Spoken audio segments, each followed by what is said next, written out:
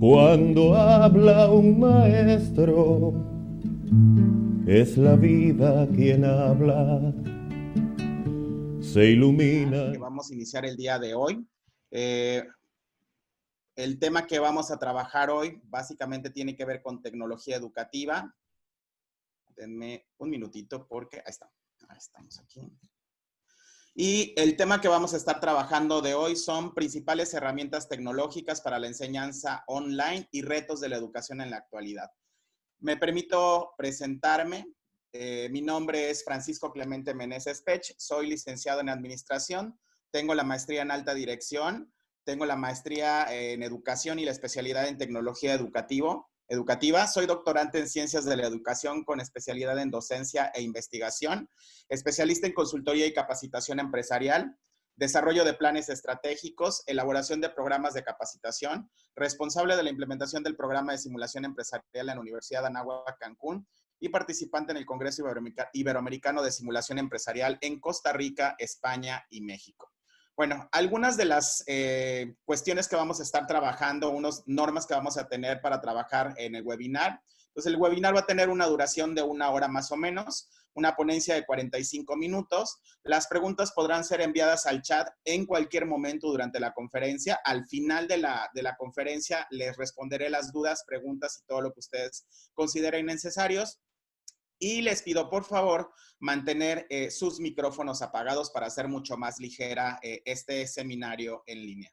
El objetivo que vamos a estar trabajando el día de hoy son 4 fundamentales, que es reconocer la importancia de la Revolución Industrial 4.0, conocer la relación entre industria y educación 4.0, conocer las competencias digitales y enlistar las principales herramientas digitales. Esto es importante porque en muchas ocasiones, estamos inmersos en una situación social, económica y tecnológica de un cambio que literalmente lo que vino fue a cortar la brecha de la incorporación de la tecnología a todos los medios de producción, los medios de educación, etcétera. Entonces vamos a analizar un poquito de lo que se trata.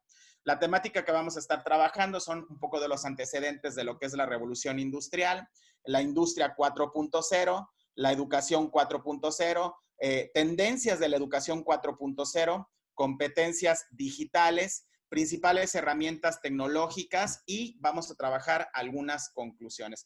Es importante conocer esto porque en muchas ocasiones por ahí me ha tocado ver compañeros docentes que están en cualquier nivel educativo que derivado de lo que está sucediendo ahorita, de la crisis y la oportunidad que podemos llamarle del coronavirus que nos mantuvo atados a casa y que nos permitió, pues obviamente, explotar todo este tipo de herramientas. Muchos de los profesores y muchos de los especialistas que también tenemos en capacitación se dieron a la tarea de migrar esa labor de la transmisión de conocimientos de un proceso de enseñanza-aprendizaje hacia la parte web. Sin embargo, no todos poseen las competencias ni mucho menos trabajan en un diseño instruccional que permite el objetivo principal del currículum que se está enseñando, ¿no? Entonces, vamos a comprender esta parte.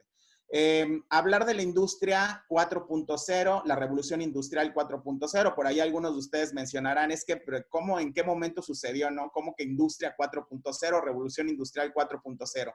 Si yo nada más me quedé en la revolución industrial, una que me enseñaron en clase, ¿no? Pero, pues definitivamente hay algo que estamos viviendo hoy en día, tiene un par de años que estamos en un proceso de transformación digital.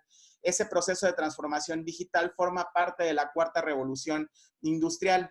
La primera revolución industrial que tuvimos fue a finales del siglo XVIII a través de la mecanización de la producción utilizando vapor y agua. La segunda fue a principios del siglo XX con la producción en masa con líneas de montaje e introducción de la energía eléctrica. La tercera revolución industrial fue a comienzos de los años 70 con la introducción de la electrónica y la informática para automatizar las líneas de producción.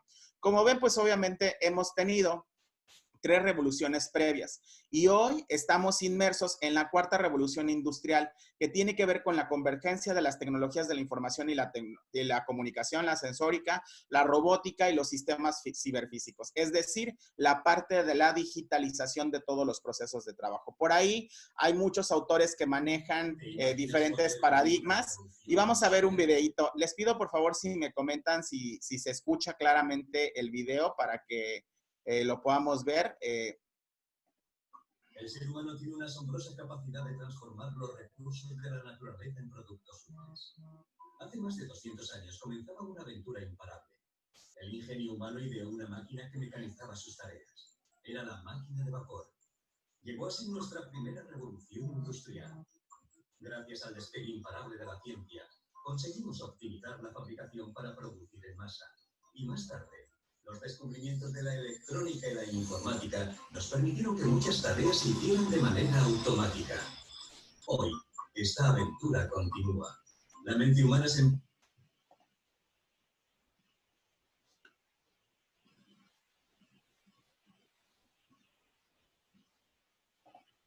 A ver, ahí va. embarca en una cuarta revolución industrial. Las tecnologías de fabricación viven una transformación sin precedentes.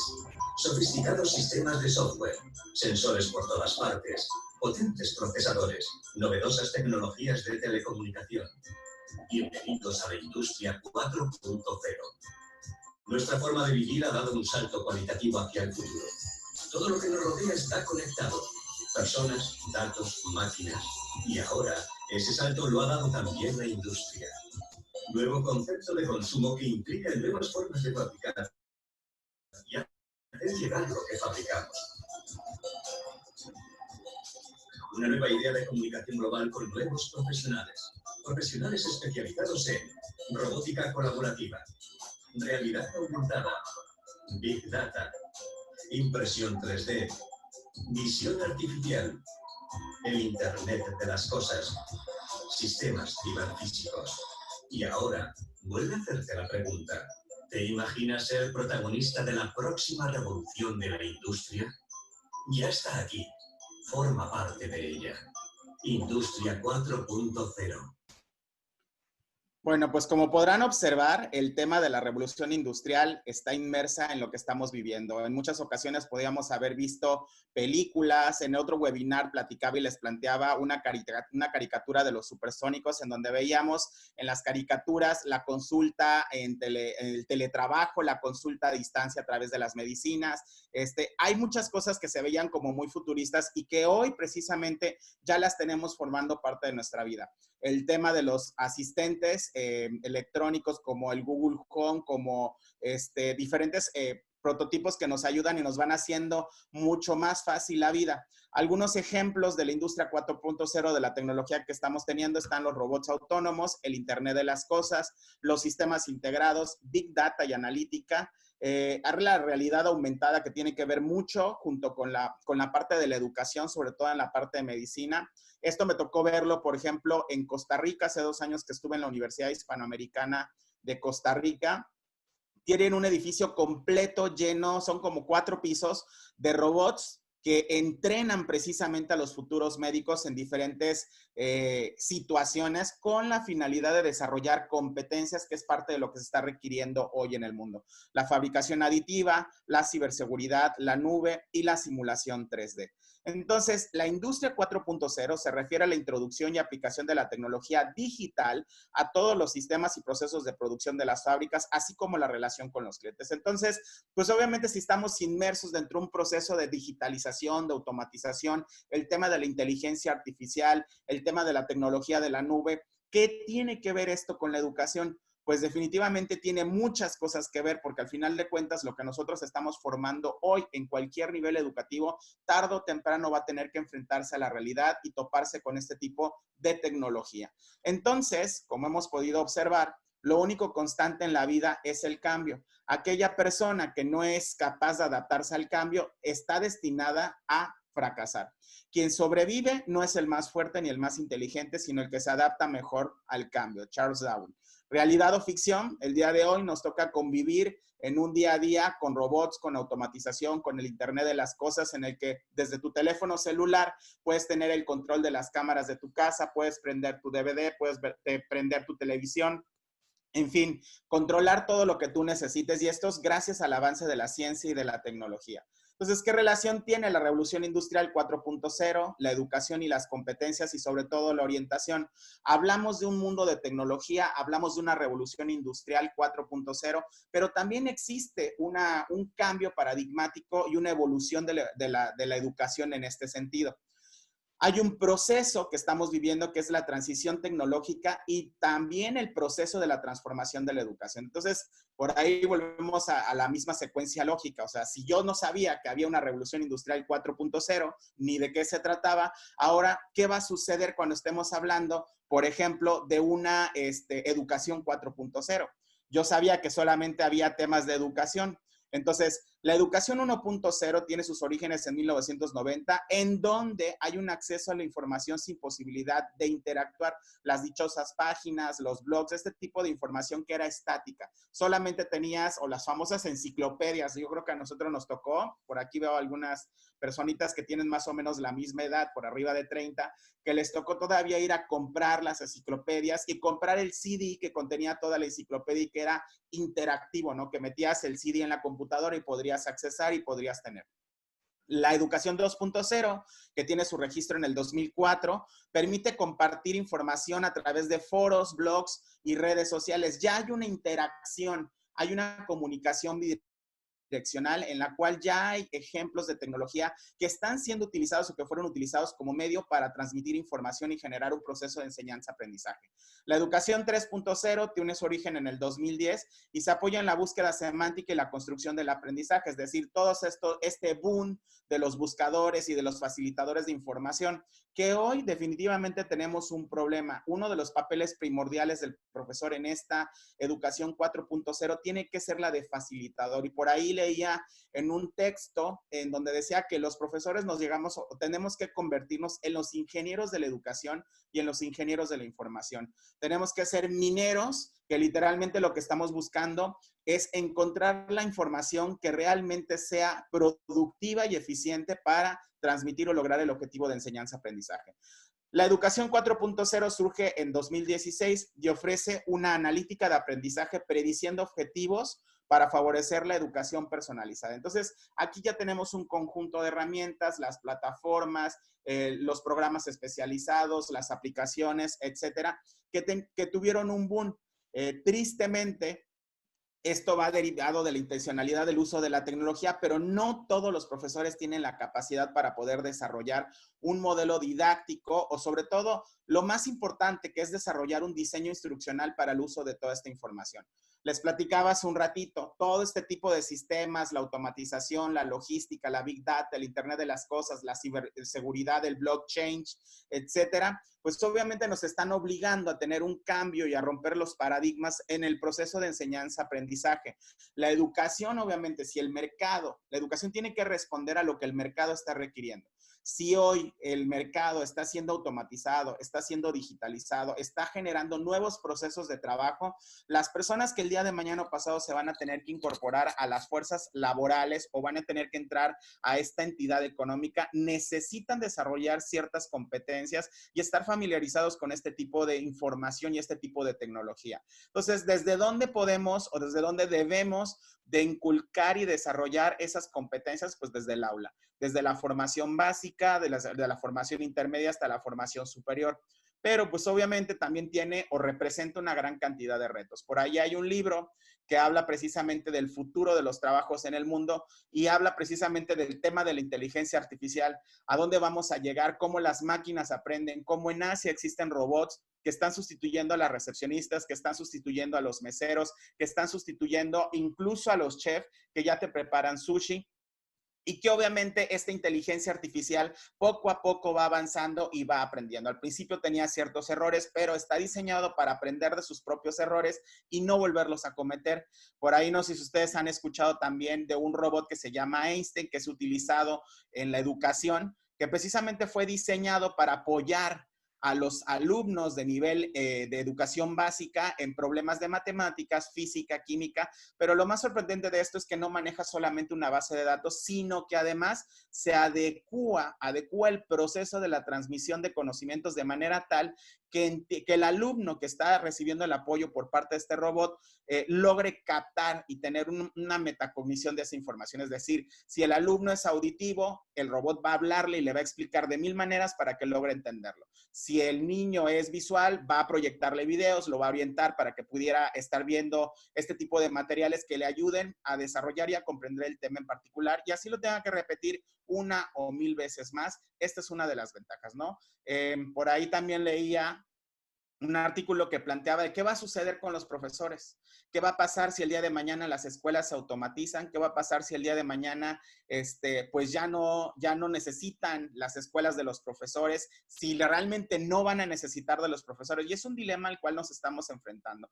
Definitivamente una de las grandes conclusiones que he llegado a leer y he llegado a investigar precisamente tiene que ver con que el profesor no va a ser eliminado, por el contrario, va a cambiar el rol del profesor. Y es aquí donde entra uno de los retos más importantes. Hablo mucho del profesor porque está dirigido a educación, pero también tenemos un área muy importante, la parte de la capacitación industrial. ¿Cómo puedo yo transferir esos conocimientos, esas habilidades y esas competencias que requieren las empresas para poder desempeñarse o simplemente para poder crecer dentro de la estructura organizacional?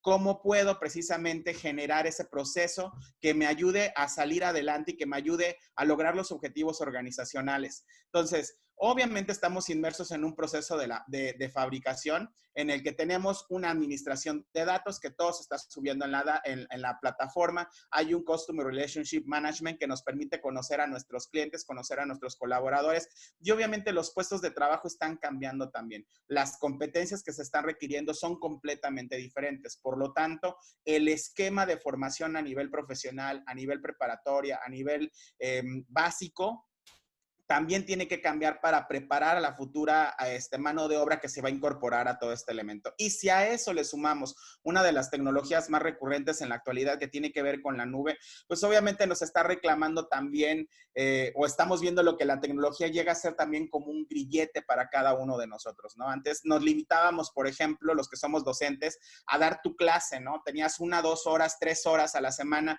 y ocasionalmente dabas asesoría o sabías que tenías que dar ciertas asesorías.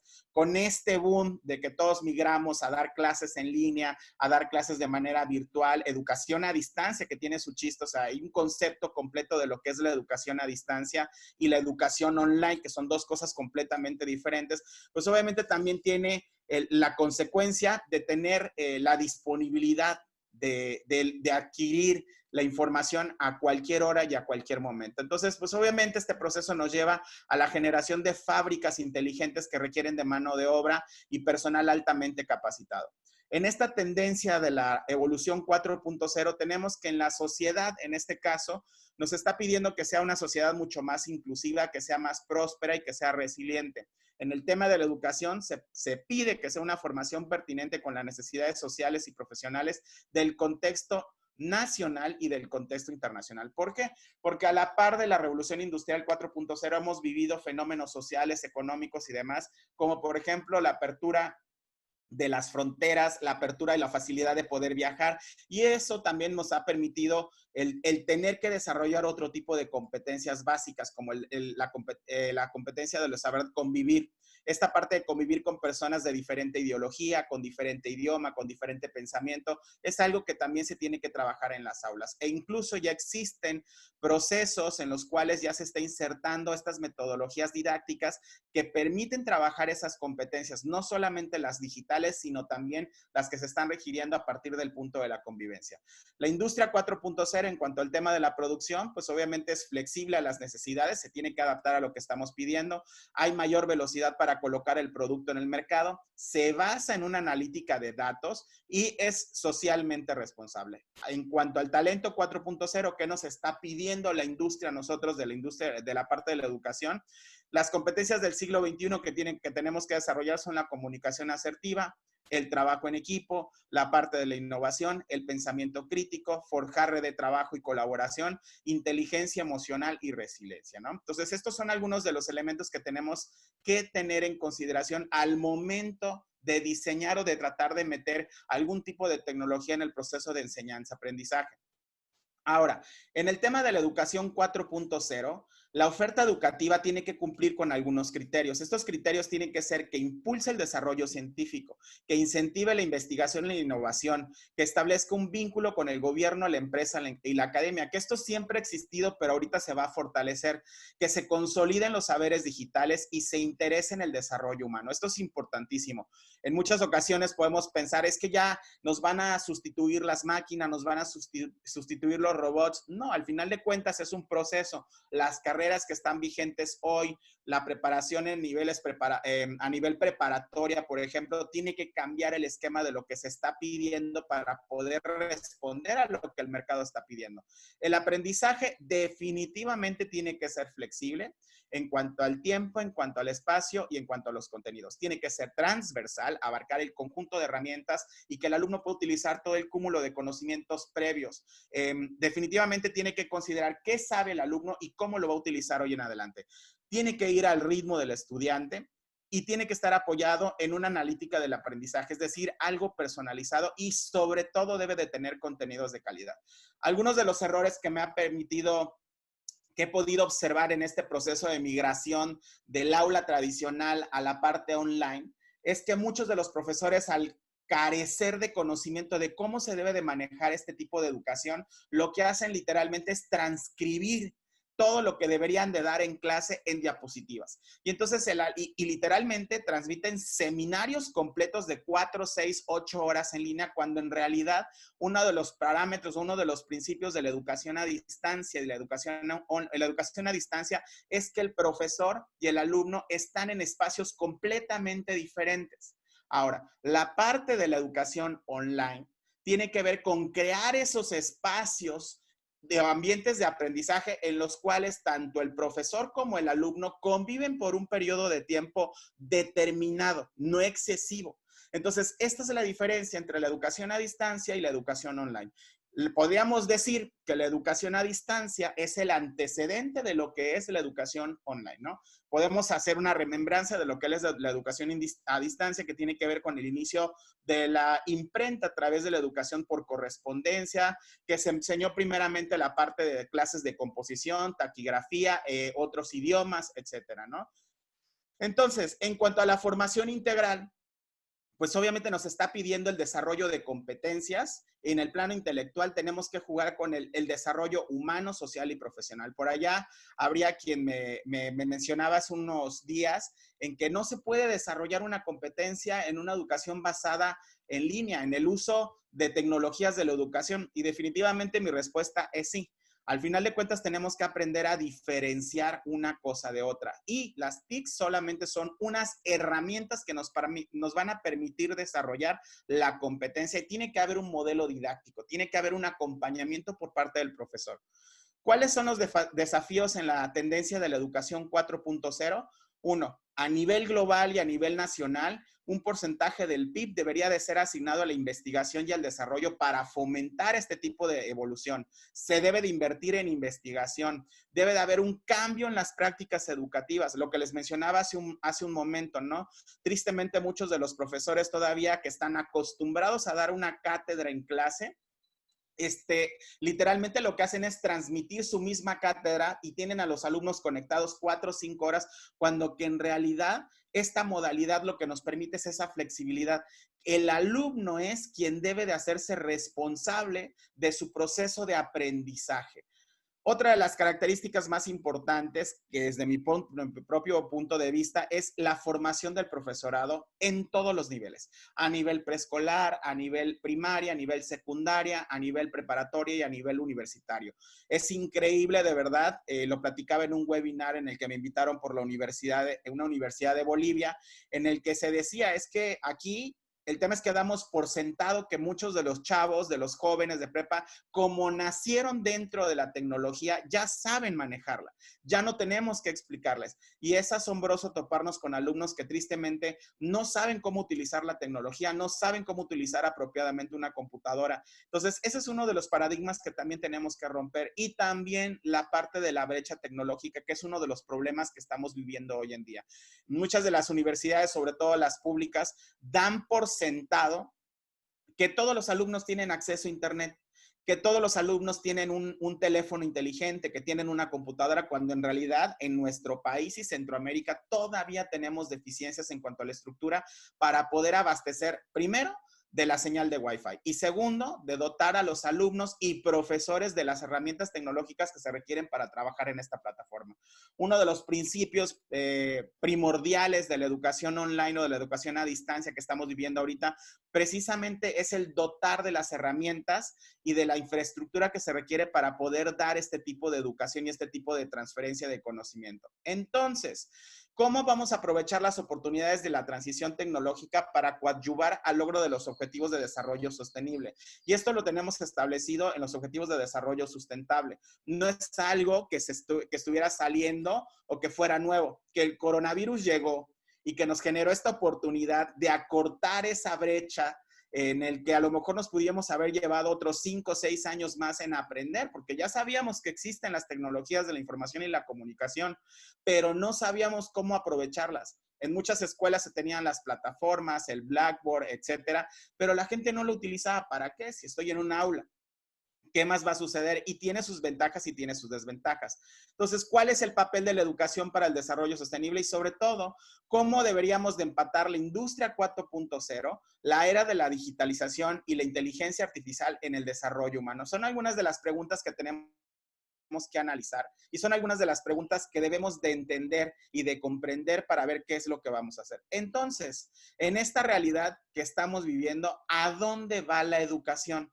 ¿Qué es lo que estamos viviendo ahorita? Hace más o menos unos 10 años se hablaba de algunas tendencias de la educación que hoy definitivamente ya estamos viviendo, ¿no? La primera es los entornos personales, que es la generación de herramientas, más servicios, más conexiones, que son espacios personales de aprendizaje en el cual el alumno tiene que desarrollar esa capacidad a través de una competencia digital de determinar qué aplicaciones, qué páginas web, de dónde baja fotografías, de dónde baja videos, de dónde obtiene la información. Eso es un espacio personal de aprendizaje en la web. La segunda tendencia es la generación de entornos colaborativos. Esto se refiere básicamente al software, a las aplicaciones centradas en la colaboración y el trabajo en grupo, estén en donde estén. En cualquier lugar se desarrollen proyectos conjuntos a través de una supervisión que puede ser colectiva o puede ser individual. Entonces, estos entornos colaborativos son los que ya estamos trabajando. El más comúnmente conocido es el Google Drive, ¿no? En donde tú puedes trabajar en línea diferentes proyectos, diferentes trabajos y todos se pueden conectar y trabajan de manera colaborativa.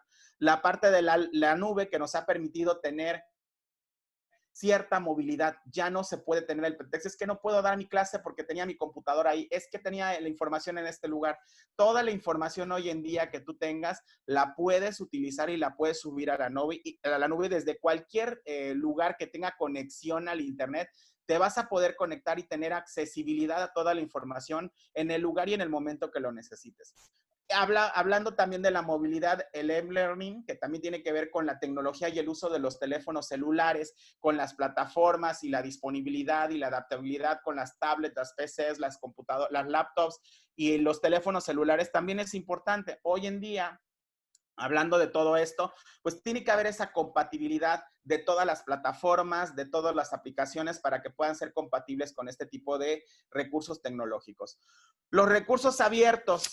Esta parte de los recursos abiertos tiene que ver principalmente con recursos para la enseñanza, el aprendizaje y la investigación, publicadas principalmente bajo licencia para uso libre. Es decir, todos los que son cursos libres, Open Courseware, que son básicamente conceptos nuevos que tenemos, que ya llevan muchos años también en línea, pero que en muchas ocasiones no se utilizaba.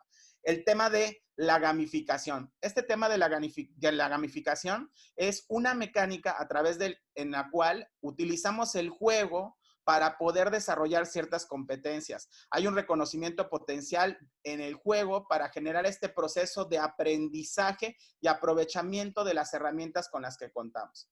La realidad aumentada, que obviamente hoy en día nos permite hacer visitas desde tu propia casa, llevar a los alumnos a museos, a países, conocer procesos y ciclos biológicos, analizar una célula, hacer una disección a una rana, a través de este tipo de tecnología que obviamente nos está presentando un gran avance. Los asistentes virtuales que les platicaba hace un ratito, como lo que es el Google Home, ya no necesitas encontrar una enciclopedia, simple y sencillamente con preguntarle a Google cuál es la duda, cuál es el clima, en dónde está, cuál es la capital de tal país, cuál es la fórmula del agua, cuál es la fórmula del cloro, te va a responder de manera inmediata. Y eso está vinculado con el tema de la inteligencia artificial. Mientras más le preguntes, esta tecnología va a ir aprendiendo más, va a trabajar a través de un reconocimiento de voz y te va a permitir encuadrar todo lo que es el Internet de las cosas que hace un ratito mencionábamos, ¿no? La parte de la banda ancha a través de la generación del Internet del 5G, que por ahí hemos estado, que hay gente que tiene ciertas aversiones a este tipo de tecnología, el hecho de tener mayor velocidad, mayor capacidad para descargar datos, la parte de básicamente la infraestructura económica y los futuros de las conexiones dependen de este tipo de tecnología. Mientras más robusta sea la base que estamos utilizando, la herramienta que estamos utilizando, mayor capacidad de Internet vamos a requerir.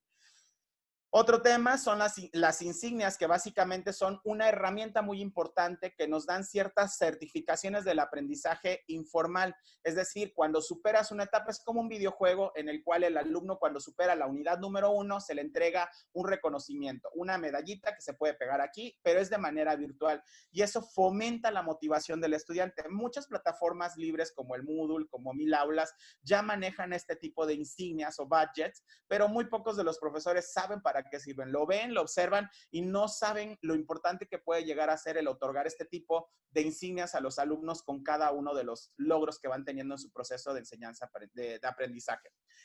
La parte de la clase invertida o flipped classroom, que definitivamente este es un tema de análisis, es un tema de un webinar completo en el que pues mucha gente está negada a este tipo de la clase invertida, en donde ya en un salón de clases ya no se imparte una clase como tal, ya no se imparte una temática como tal, y tiene el soporte de la tecnología, de las tecnologías de la información y la comunicación, porque el alumno hoy puede llegar a casa y hacer exactamente lo mismo que hace en un salón de clases. Y lo que propone esta teoría es que llegan al salón de clases con el apoyo de los docentes a realizar las tareas. Hay autores y una realidad que te plantea que no todos los alumnos tienen la capacidad o la posibilidad de tener unos padres que se hayan graduado de la universidad o que hayan tenido la preparatoria, y que obviamente hay una discrepancia en la calidad de la educación y en la capacidad de ayuda de los padres, ¿no? En muchas ocasiones el padre que no terminó la primaria puede tener mucho la intención y estar al pendiente de preguntarle al hijo, ¿ya hiciste la tarea? ¿Cómo te fue? ¿Qué estás haciendo? Pero si hay un padre que tiene un nivel de licenciatura o preparatoria, seguramente podrá ayudar mucho mejor a su hijo en la elaboración de las tareas y las actividades. Entonces ahí se genera también una brecha, y esta parte de la clase invertida lo que pretende precisamente es acortar esa brecha para tener igualdad de oportunidades en el desarrollo. Y por último tenemos las MOOC o los CAMEL, que son los cursos abiertos masivos en línea, que muchas instituciones de prestigio internacional los tienen actualmente. El MIT, por ejemplo, acaba de abrir una maestría completamente en línea de alta dirección, en el cual te otorga un certificado. Lo más asombroso de este tipo de modelos de educación es que, por ejemplo, para tener una maestría, que es la tendencia en general, es a no tener necesariamente terminada la preparatoria. Son estudios de especialización. Una de las nuevas tendencias en la educación también es reforzar las escuelas vocacionales, aquellas que tienen una especialización a nivel técnico, ¿no? Por ahí hay varios libros que hablan precisamente de eso, y es algo de lo que estamos viviendo. Entonces, el talento 4.0, que es el que estamos trabajando en todos los niveles educativos, tenemos que desarrollarlo en función a tres aspectos importantes. Uno, el que el alumno que tenemos hoy en clase tiene que aprender a desarrollar la competencia del emprendimiento. Tiene que ser capaz de ser resiliente, de adaptarse a los cambios, de ver en cualquier aspecto negativo una oportunidad de negocio. El desarrollar las competencias digitales, el prender una computadora, el utilizar una aplicación, el entender cómo funcionan los programas, el tener esta capacidad de empatía y de comunicación con personas que se encuentran en otro lugar, el usar el traductor, etcétera, ¿no? Y la formación dual, que también tiene que ver con la adquisición de conocimientos, pero además demás, fomentar y fortalecer la investigación, el desarrollo y la innovación. Estos elementos juegan un papel importante dentro de este proceso de la innovación y la revolución industrial 4.0. Ahora, ¿cuáles son los saberes digitales que debe de tener el docente hoy en día? Pues está presentado básicamente que los saberes digitales son una estructura graduada de habilidades y conocimientos teóricos e instrumentales, esta es la palabra clave, de carácter informático e informacional que los actores educativos deben de poseer dependiendo de su disciplina académica. Esto es importante también, por ejemplo, no solamente para los profesores, sino todos aquellos que se dedican al proceso de formación a nivel educativo o a nivel de actualización, educación continua, etcétera. Esto es importante. Se trata de migrar, por ahí de repente vemos plataformas en las que no hay una interacción, en las que no hay un diseño, se me fue la palabra, procedimental adecuado, en el que nada más es una base de datos que contiene artículos y artículos y artículos y artículos y artículos, artículos, pero no se le da un seguimiento adecuado. No hay una interacción correcta entre lo que debería de ser la plataforma con el alumno, con el profesor. Los saberes digitales son la administración de sistemas, que incluye la administración de dispositivos, el administrador de archivos, programas y sistemas especializados. Comunicación y socialización y colaboración, que tiene que ver con la comunicación y socialización y colaboración, el manejo de información, la ciudadanía digital, la literacidad digital, la manipulación de contenido digital con manipulación de texto y texto enriquecido, los hipertextos y demás, la manipulación de contenido multimedia. Hoy en día es muy común pedirle a los alumnos, y a mí me tocó en una clase que estaba dando de emprendimiento e innovación, perfecto, no va a haber el jurado en el que los va a evaluar tradicionalmente, va a ser online, entonces por favor elaboren un video y tienen más o menos 2 días para entregarlo. Entonces, el alumno tiene que desarrollar esa capacidad, es una competencia de saber cómo hacer un video, cómo editar un video, cómo utilizar las herramientas, cómo ponerle subtítulos. Ese tipo de cosas son las que llamamos como manipulación de contenido multimedia y la manipulación de conjunto de datos.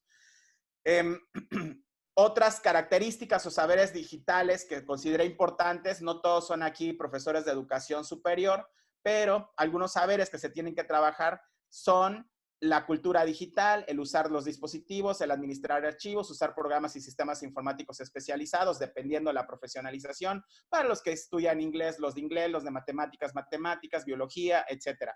Crear y manipular contenido de texto y texto enriquecido, crear y manipular conjuntos de datos, que esto tiene que ver con el business intelligence, crear y manipular medios y multimedia, comunicarse en entornos digitales, socializar y colaborar en entornos digitales, la ciudadanía digital y la literacidad digital. Esto obviamente nos lleva a una competencia digital que tiene que ver con el saber. ¿Qué es el saber? Los derechos y los riesgos en el mundo digital. Un lenguaje específico, textual, numérico, icónico, visual, gráfico y sonoro, principales aplicaciones de la informática y las fuentes de la información. El saber hacer, que está representado por buscar y obtener y tratar la información, usar y procesar la información de manera crítica y sistematizada, la creación de los contenidos, utilizar recursos tecnológicos para la comunicación y la resolución del problema, y por último, el saber ser, la parte ética, que también es importante. Hay varios dilemas y varios foros en los cuales ustedes pueden participar, en donde dicen que no se puede generar o no se puede dar la ética a través de los medios tecnológicos, ¿no? En el saber ser de esta competencia digital es tener una actitud activa, crítica y realista hacia las tecnologías y los medios tecnológicos, respetar principios éticos en su uso, valorar y fortalecer las debilidades de los medios tecnológicos y tener la curiosidad y la motivación por el aprendizaje y la mejora en el uso de las tecnologías. Entonces, ¿cuáles son algunas de las herramientas, ya que platicamos un poquito acerca del entorno, de por qué es importante y demás?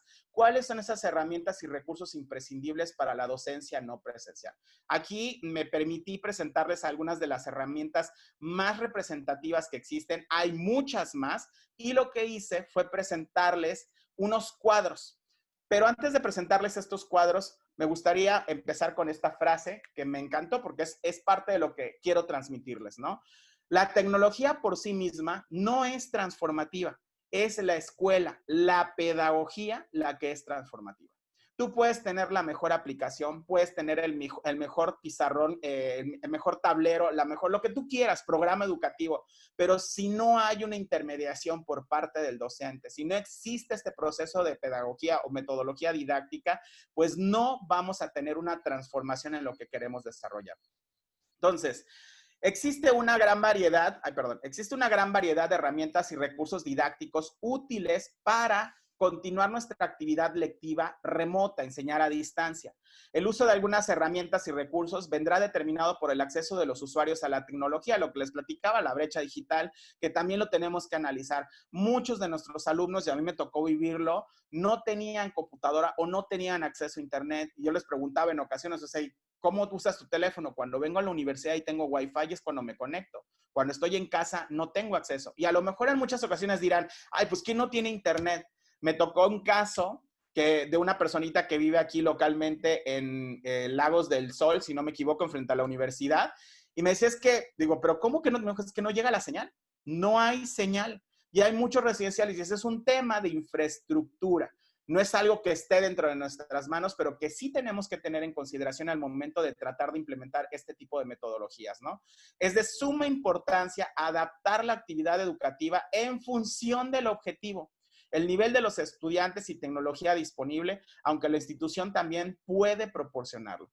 La tecnología puede potenciar o limitar la tarea docente. Es importante disponer de criterios pedagógicos para la elección de las soluciones tecnológicas. Entonces, no solamente es porque esté de moda, no solamente es porque todo mundo lo esté utilizando. Yo tengo que analizar cuál es el objetivo que estoy persiguiendo para determinar cuál es la herramienta que mejor voy a utilizar y que mejor va a cumplir con los objetivos. Vuelvo a repetirlo, esta es una herramienta que nos va a ayudar. Ahora, algo que es muy importante, no es lo mismo herramientas que recursos. Lo que hoy les voy a presentar son herramientas, aquellas aplicaciones que nos ayudan en el proceso de enseñanza-aprendizaje. Los recursos como tal son como depósitos de información, bases de datos, bibliotecas, videotecas, etcétera, que podemos utilizar para enriquecer este proceso del uso de la tecnología de la educación, la información y la comunicación. Son dos cosas completamente diferentes. Ya a quien le interese le puedo hacer llegar un cuadrito de los recursos que se pueden utilizar hoy en día y disponibles en nuestro país y en Latinoamérica. Entonces, esto es importante, que tenemos que aprender a diferenciar en qué es una herramienta y qué es un recurso.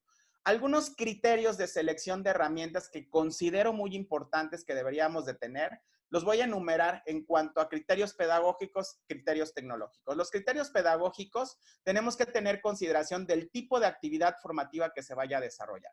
Si yo tengo que considerar el nivel educativo en el que estoy, el nivel del dominio del alumno o del estudiante. Incluso también, en este caso, lo que ha sucedido mucho es que los papás están siendo profesores de sus alumnos en su casa y en muchas ocasiones los papás no saben utilizar la tecnología, no saben prender una computadora y esos son elementos que yo tengo que considerar para mi proceso de formación. Elección de la herramienta que responda al objetivo a trabajar. Lo que les decía, no porque todo el mundo esté utilizando Classroom, yo voy a utilizarlo. Si no me sirve, no tengo por qué utilizarlo. Hay tecnologías específicas para cada ámbito educativo. La competencia digital del docente y los estudiantes. En muchas ocasiones el docente se quiere lucir y quiere utilizar una tecnología demasiado rimbombante o muy actual y en ocasiones no se toman la molestia los profesores de probar la herramienta antes de lanzarla y sobre la marcha van resolviendo, ¿no? Que puede funcionar o puede no funcionar. Adaptación a los estilos de aprendizaje de los estudiantes. Esto es importantísimo. Una de las características de la educación online es que tiene que ir al ritmo de cada estudiante y que tiene que favorecer el objetivo de enseñanza. El grado de flexibilización de la herramienta, es decir, mayor flexibilidad, mayores posibilidades creativas. ¿Qué tanto le puedo modificar? ¿Qué tanto le puedo cambiar? ¿Qué tanto es compatible con diferentes redes, con diferentes entornos, etcétera? En cuanto a los criterios técnicos, algo que tenemos que considerar es la facilidad de uso, que no requiere de conocimientos técnicos avanzados e interfaz intuitiva y amigable, ¿no? Veía hace unos días, por ejemplo, cómo, y ven que ahorita se dan una gran cantidad de tutoriales en YouTube, y veía cómo hacer un estudio de televisión, cómo hacer de Zoom un estudio de televisión. Y me metí, y dije, bueno, pues me voy a lucir, y empiezo a ver que para que salga el nombre de este lado, y que salga una cosita aquí, y tenía que ver con aspectos técnicos de meterte, programar, bajar un archivo, yo cuando empecé a ver eso dije, no, esto no es para mí. O sea, definitivamente tenemos que tener cuidado. Si a nosotros nos cuesta trabajo, también tenemos que ser empáticos con el estudiante. Entonces, vuelvo a repetirles, no dar por sentado que los alumnos dominan la tecnología. El costo de la licencia, en la medida de lo posible, o al menos que tenga una sección gratuita. O sea, hay muchas herramientas que son de recursos libres, de uso libre, y otras que tienen un costo mínimo, o te piden que llenes una encuesta, o que tienen un periodo de prueba para uso, ¿no? Diseño multiplataforma e interoperabilidad con diferentes plataformas, diferentes dispositivos y diferentes capacidades. El tema de la seguridad y la privacidad es muy importante. Lo platicábamos con esta herramienta que estamos trabajando, que es el Zoom, que muchos hackers entraron y robaron información o estaban dentro de las plataformas o de las conferencias a las que no estaban siendo invitados. Ese es un tema importante también. La capacidad de producir contenidos en múltiples formatos, PDF, JPG, videos, etcétera. La disposición de plantillas que faciliten la creación del contenido, porque como lo vemos, ¿no? Dentro de las herramientas que les voy a presentar, pues sí, se pueden hacer cosas muy padres, pero no todos tienen la misma creatividad. Entonces tengo que revisar que este tipo de herramientas también tengan plantillas que faciliten el trabajo tanto del profesor como del estudiante y el grado de actualización. La primera herramienta que vamos, bueno, el primer cuadro de herramientas que vamos a analizar o que les voy a presentar es en cuanto a gestión de contenidos, tenemos buscadores. Y estos buscadores se encuentran DuckDuckGo, Google Académico, Qwant, Pixabay, CC Search. Estos son buscadores en los cuales se pueden meter. Todo el mundo utiliza el Google y le pones y encuentras toda la información. En cuanto a curadores de contenidos y agregadores, está el Pinterest, Pepper, G, Flipboard, Scopit, Listly, Wakelet, Friendly, Quadrace. Entonces, estos son elementos que nos ayudan a buscar y enriquecer los textos y enriquecer la información. Comunicación personal y social, lo permití dividir porque hay una gran cantidad y ya ustedes irán escogiendo. Ojo, todos estos que tengo en verde son tecnologías o herramientas que son libres. Estos son recursos abiertos. Los que vean con sombreados en color amarillo son completamente gratuitos. Estos son que tienen licencias, periodos de día o, por ejemplo, si tú eres profesor y tienes un correo electrónico de la universidad terminado en .edu, puedes accesar este tipo de información. Hay ciertas limitaciones. En cuanto a comunicación personal en mensajería instantánea, está Slack, que es muy buena. Yo tiene como 6 meses que la empecé a utilizar porque te permite encriptar la comunicación y te permite tener diferentes foros, diferentes chats y se va guardando la información. Puedes poner, por ejemplo, tema, biología, y en el mismo grupo tema, geografía, ¿no? Y ahí vas siguiendo la plática y la ruta de todo donde te quedaste y guardar todo. En la parte del WhatsApp, las que también pueden tener el tema de la videoconferencia, está Telegram y Hangouts. En videoconferencia como tal está Jitsi Meet, que literalmente es una plataforma muy buena, es literalmente abierta, presenta mucha capacidad para transmitir información. Esto que estamos haciendo también lo maneja. Big Blue Button, Zoom, Avaya Space for Free, Skype, House Party y Hangouts Meet. En cuanto a la comunicación social, tenemos en temas de blogs, Blogger, WordPress, EduBlogs. Microblogging, pues obviamente tenemos el Twitter y las redes sociales, pues todas las habidas y por haber, que está Facebook, Instagram, LinkedIn y Pinterest.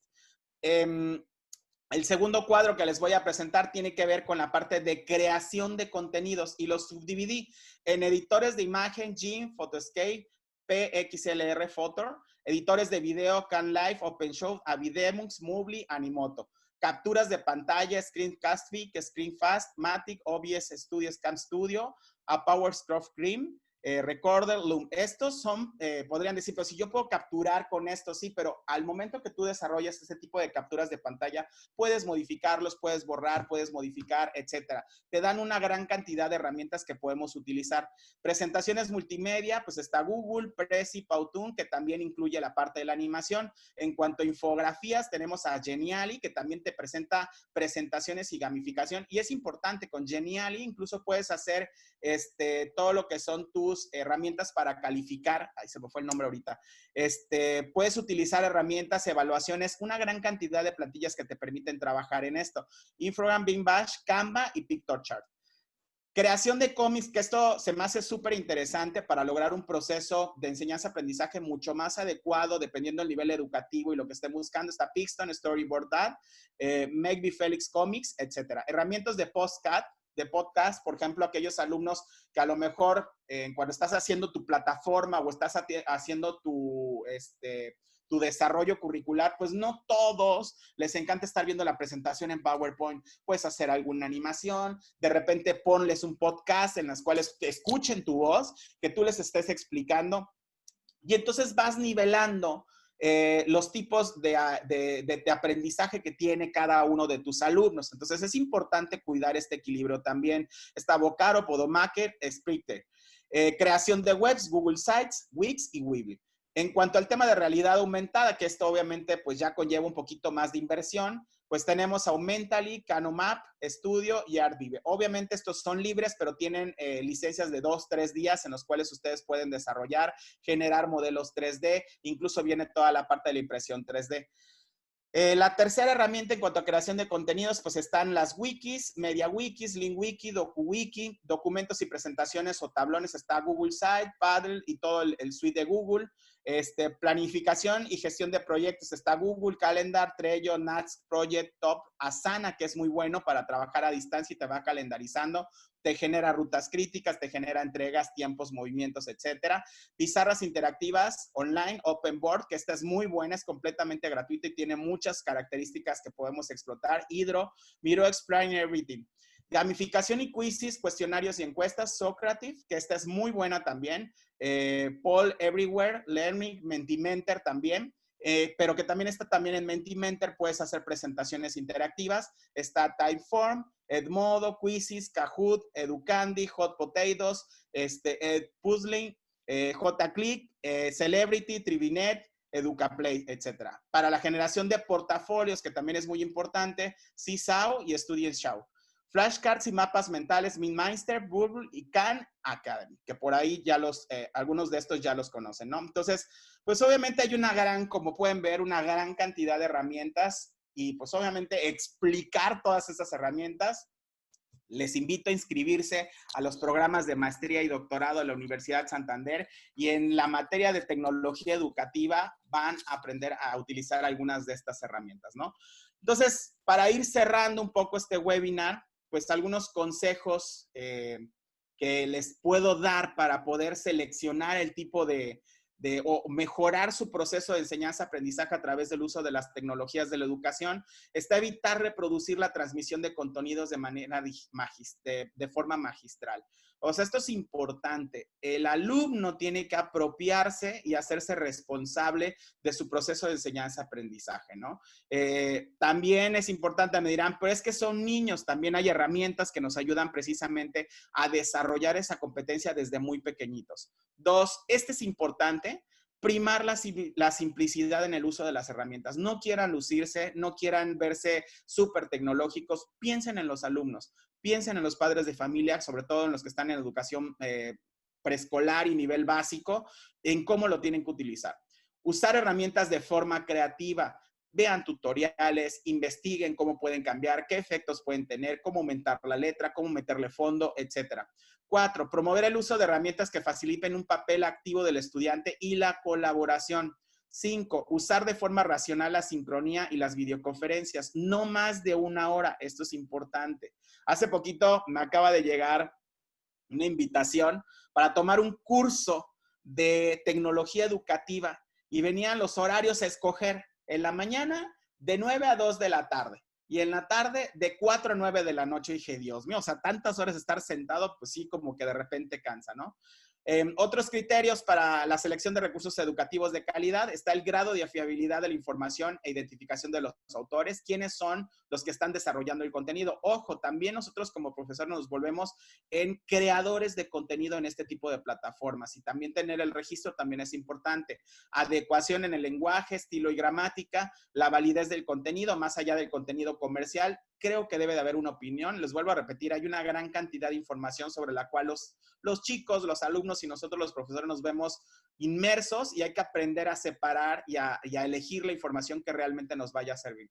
El grado de adecuación curricular al área y al nivel de los estudiantes, las posibilidades de interacción que se tengan con diferentes dispositivos electrónicos, la reusabilidad en función de la necesidad. Hay muchas plataformas que tú puedes seguir utilizando y nada más vas actualizando la información. La calidad en el diseño instruccional. Esto es importante. Creo que desde mi punto de vista, esta es la clave para poder tener una educación de calidad. El diseño instruccional, el aprender a cómo debo de diseñar ese proceso de transmitir los conocimientos y que se logre el objetivo.